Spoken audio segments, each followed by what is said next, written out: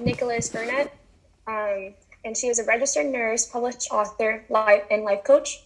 She has also been an informational and motivational speaker for the last 14 years. She's a daughter of Haitian immigrants and was born in Caracas, Venezuela. Drudys moved to Boston in 1990 and began her Latin school journey in the fall of 1993. After a challenging 60-year, Drudys began to find her way at BLS, eventually becoming the first Afro-Latin senior class president in the school's history. Sorry about that.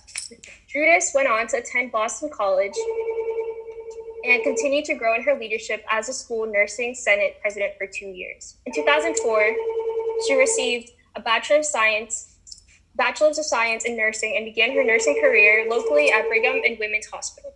The leadership bug never left Drudys. So hilarious. Sorry about that.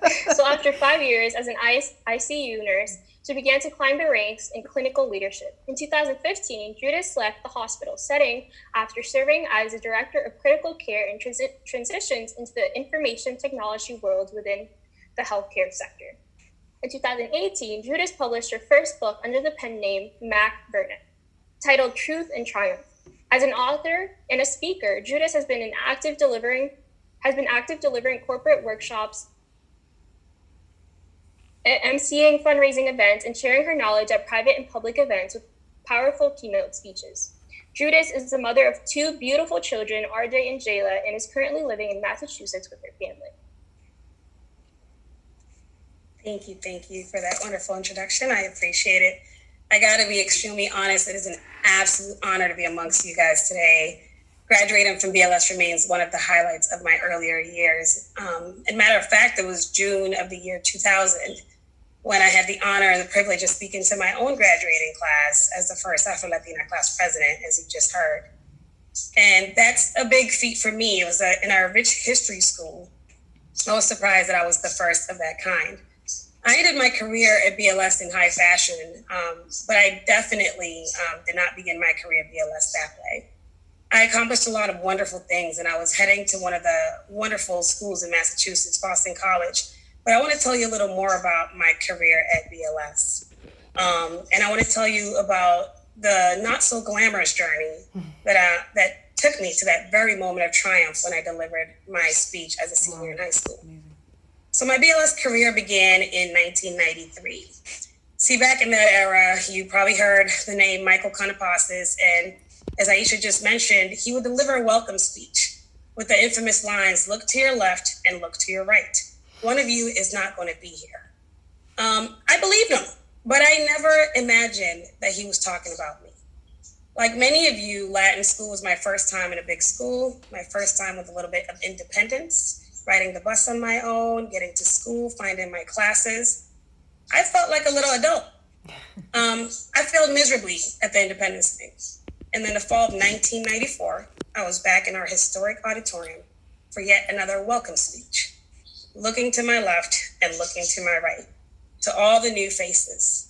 This time, I was certain I wasn't going to be the one left behind.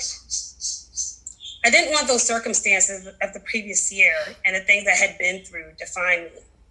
I didn't want them to define me, but I also didn't want to disappoint my family, and I didn't want to further disappoint myself. So my drive became like no other. And I began to seek out clubs that had students who looked like me. I began to build relationships with people who sounded like me.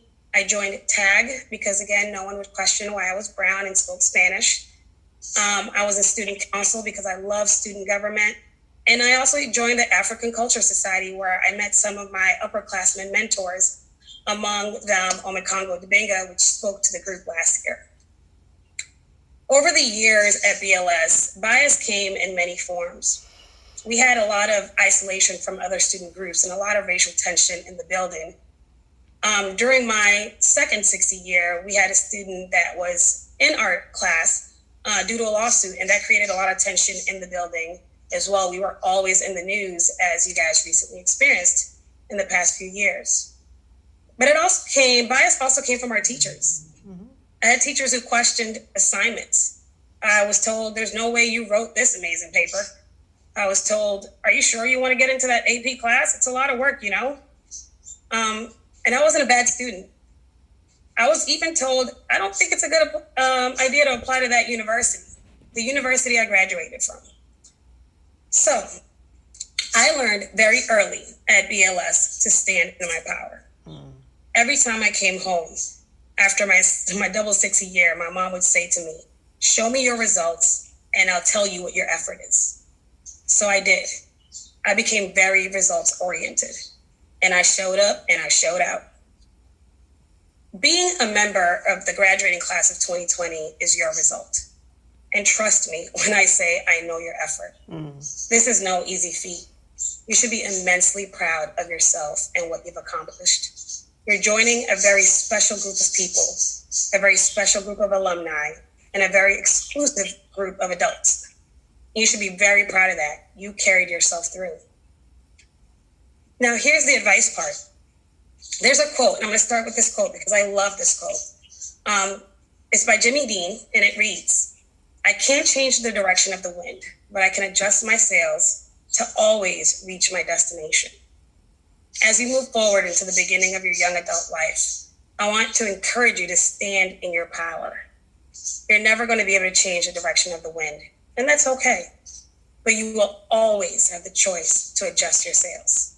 What your generation will accomplish will impact the lives of my children. So I'm counting on you. Don't let up.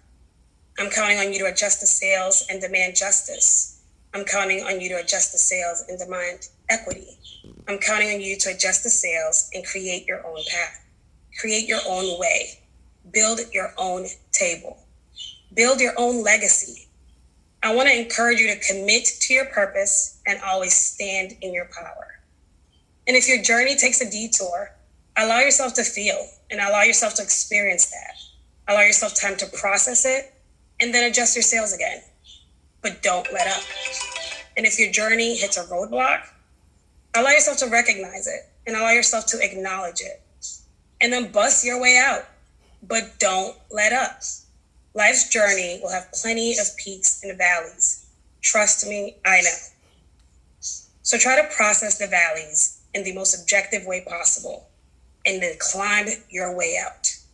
But don't let up. And always remember that this new club you're a member of is full of people who want to support you.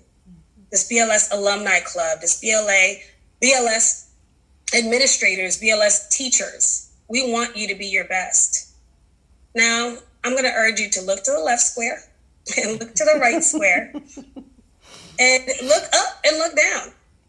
This is your village and we got you. So congratulations, class of 2020. Congratulations to your families. Congratulations to your villages. And thank you for allowing us to share this space with you.